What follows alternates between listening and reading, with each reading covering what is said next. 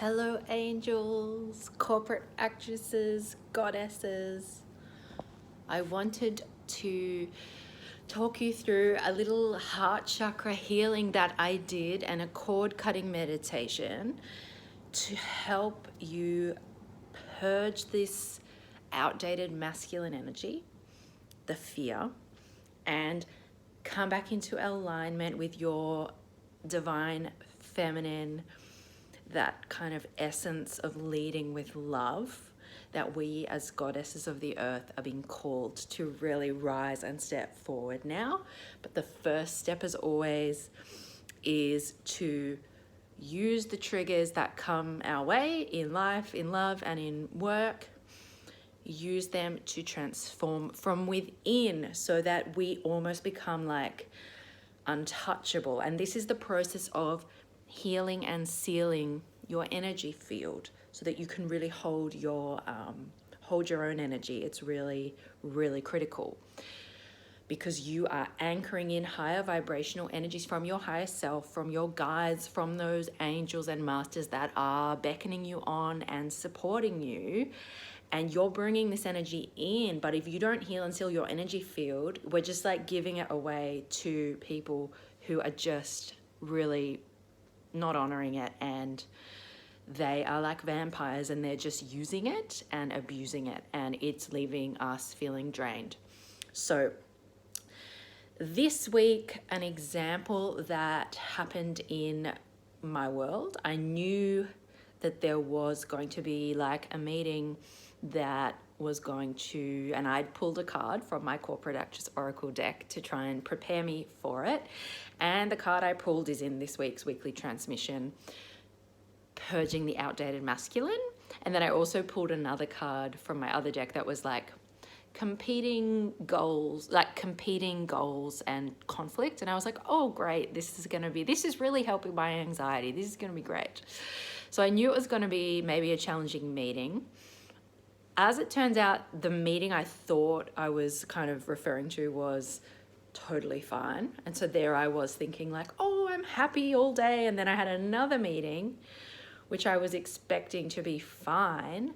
And that is when the universe decided to trigger me and target maybe my kind of unhealed part. And I was being like, the meeting was all fine going along, and then all of a sudden it was like wham, this like question came out of nowhere, like, why is this taking so long? Why isn't this done yet? And it was just like, I don't understand what happened. We were like flowing and working in harmony, and it's almost like I was too happy or I was too in alignment, and that other person really wanted to bring me down a notch. So they were just like, I'm just gonna freaking throw this at her. And I felt like a knife in my heart, like, oh, and I got all flustered. And it left me feeling deflated, attacked. I took it really personally. I was like, this person obviously thinks that I'm just sitting here doing nothing when I'm really trying my best. So it was really deflating. You know, it was Friday, I did a workout. I was like, no, it's not going to affect me. And I did a workout and distracted myself, but really my whole Friday night got hijacked and it was just at the back of my mind. So this is when I realized that I connected to how I was feeling, and I had almost like a hole in my heart is how I would describe it. Like a little hole, there was like wind getting in, and it was like that's what I say, an unsealed energy field. Like when I connected to that conglomerate of energies and thoughts that were triggered by this person and this situation, but really like they were always there within me. And until I dealt with it, someone was bound to trigger it. So in a way, I'm glad that it happened. So what did I do? I wasn't present in that meeting. I got in my head and I flustered and I was like, oh, and I didn't have a good response. And I think because there was like a negative attachment cord from my heart to this person, wanting this person to think that I was good and to think that I've been trying my best, and I wanted to effectively please this person, was in a position of authority to me. So there's this part of me I know that wants to people please that I've been working on, especially in relation to authority figures. So I think that goes back to some inner child healing some stuff at school where there was some sort of pretty dominating people around. And, you know, I was always one of these. So what to do when that happens is, first you've got to identify that there's a little break in your energy field. There's a part of you that wherever you've been triggered, go there. Step one is to connect and go there and go, all right, what are the thoughts, feelings, things surrounding this? And then we go digging underneath. So it's like, oh, I felt attacked. Why did you feel attacked? Because the person doesn't think that I'm doing anything and I'm going too slowly. Why does that make you feel upset and attacked? And then I instantly went to myself back in primary school, where I was always like I wasn't dumb, but I was slower at doing work, and I see other people like racing ahead of me, and I'd be like, oh, like I'm just in this enjoying the process of doing it, but I have this kind of issue with being left behind and feeling like I'm moving too slowly. So this question from this person triggered something that was in me for such a long time, and that's why I had such a violent like response to it, and that's why I couldn't just let it go. So that's why I decided to go back and firstly heal the thing with that person energetically. So in meditation, what I did was I just put on some quiet music, lay there with a blanket on and on my yoga mat, and I just meditated on that spot in my heart. And I could feel the energetic cord between me and that person that might have formed when we first started working together, you know, without even realizing it. It's like, of course, I want someone that's in authority to like me, to think I'm good. I want them to think that I'm working hard, because I associate that with being safe or being loved. And when I meditated on that cord between us, it was like me saying to that person, I want you to think I'm good. I want you to love me. I want you to think that I'm doing well, because I think that my safety, security, and my love depends on that. And then what came through, I was like, okay, Archangel Michael, can you help me cut the cord? And he was like, no, need you to still kind of crystallize this cord. What's the lesson? And then I just like waited, and what just came through to me, sometimes it's not logical, was something like, I don't need to please you to be loved. I'm already loved. And like with that, Archangel Michael was like, okay, we cut this cord safely and send that person love, and sealed that energy kind of cord that had left a hole in my heart. And then I was allowing myself to be coming back into flow and harmony within my heart chakra, so I could actually allow the energy to flow. And that kind of links back to what we're doing with this week's transmission around embodying feminine leadership, leading with love, with the heart chakra. Our heart chakra needs to be cleared of all these old attachments to outdated energies, outdated masculine energies of fear, needing to people please, because you could see how that energetic attachment I had to that person in the current time actually was like caught up with all these old like legacy energies that were lingering around. So in the meeting, when that person went to me and said, why has this taken so long? I immediately couldn't be present, because I was transported back to where the energy first started to form when I was in year 3, and maybe my teacher was like, why are you so slow? Like everyone else is ahead of you. So it triggered so much stuff that I couldn't be present.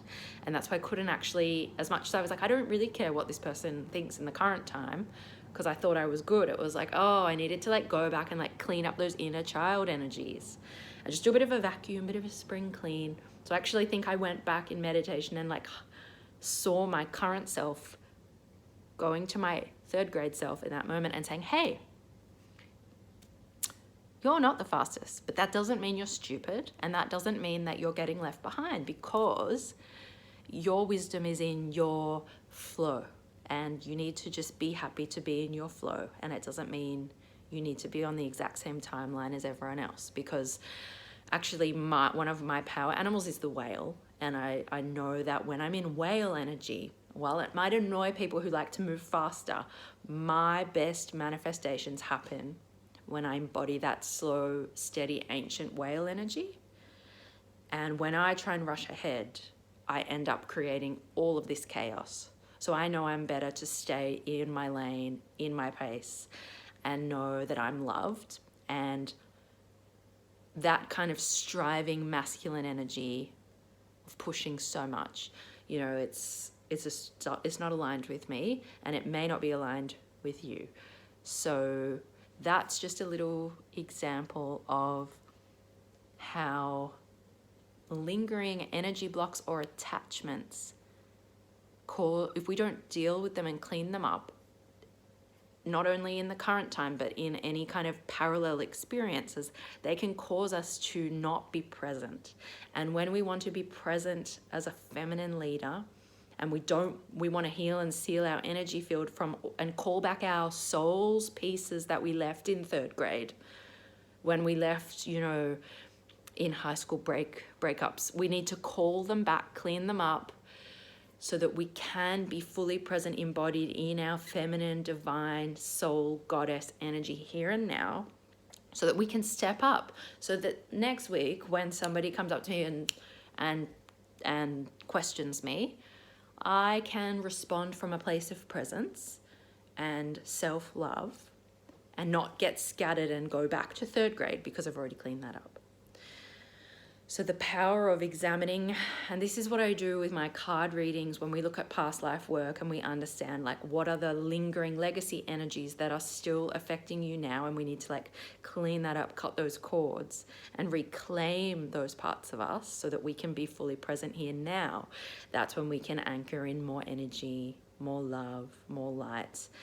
And yeah, so I would love to do a card reading for you or someone you know. I have a few spaces for each week for recorded card readings. I'm also doing live card readings at Soul Star Festival on the 19th of July. So if you or anyone you know could benefit from this kind of exercise, believe me, like just the peace and the freedom that comes with letting some of these things go means that our vibration moves up and we can start to attract and embody. Like we can be the change we want to see in the world. We can be love, and therefore we attract more love. So I come in love, and from my heart to yours, I hope that you can heal that little bit of legacy, heal and seal your energy field, and really go forth in love, because that is what you deserve. Okay, Goddess, thank you so much for watching, and yeah, lots of love. Bye.